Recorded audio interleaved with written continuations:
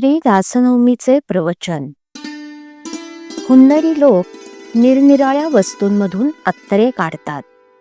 कोणी जाईतून, कोणी जुईतून, कोणी गुलाबातून असे अत्तर काढतात.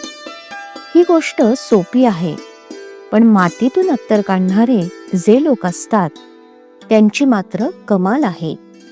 हे जसं खरं त्याचप्रमाणे सर्व संत सारख्याच योग्यतेचे खरे, पण मातीतून अत्तर काढणारा म्हणजे प्रपंचामध्ये परमार्थ करायला शिकवणारा कोणी असेल तर ते समर्थच होत. समर्थांनी विषयाला खरं ओळखलं.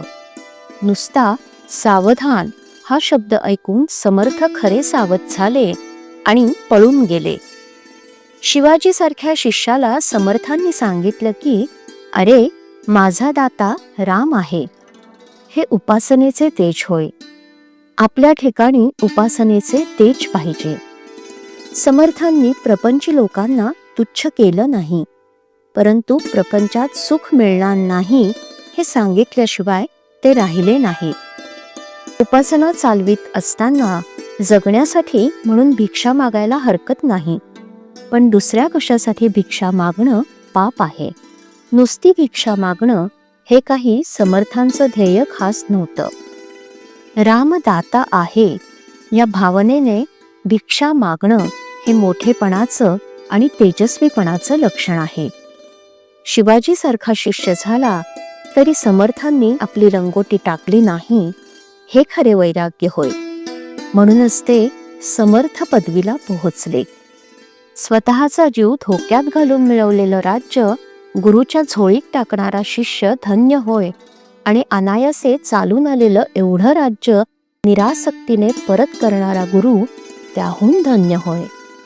समाजातल्या ज्या वर्गाला परमार्थाच्या शिकवणीची जरुरी आहे तिथे जाऊन त्याला अनुरूप अशी शिकवण देणं हेच प्रत्येक संताचं काम असतं.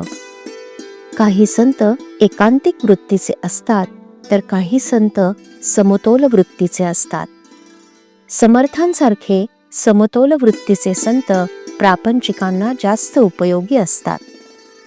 समर्थांच्या काळी लोकांची भगवंताबद्दलची बुद्धी कायम होती, फक्त परिस्थितीमुळे त्यांना बाहेर तसं वागता येत नव्हतं. पण आज ती बुद्धीच नाहीशी होत चालली आहे.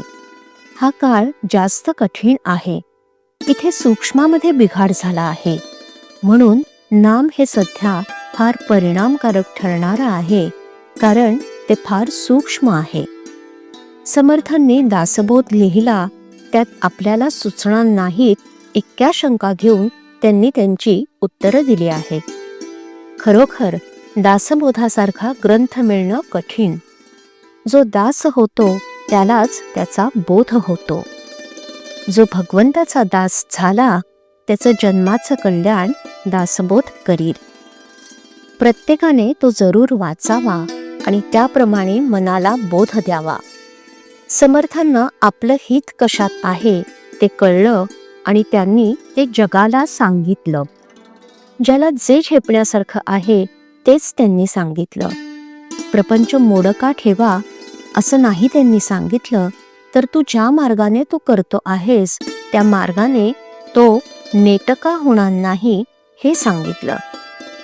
समर्थांना रामाची मूर्ती म्हणजे प्रत्यक्ष रामच आहे असं वाटे. अशांनाच राम आपण होऊन अनुग्रह देतो. समर्थांसारखे संत स्वतः कधीच उद्धरलेले असतात, केवळ जगाचा उद्धार करण्यासाठी ते जन्माला येतात. अशा संतांनी सांगितलेल्या नामाची कास धरल्यानेच आपण त्यांचे उत्तराई होऊ शकू. श्रीराम.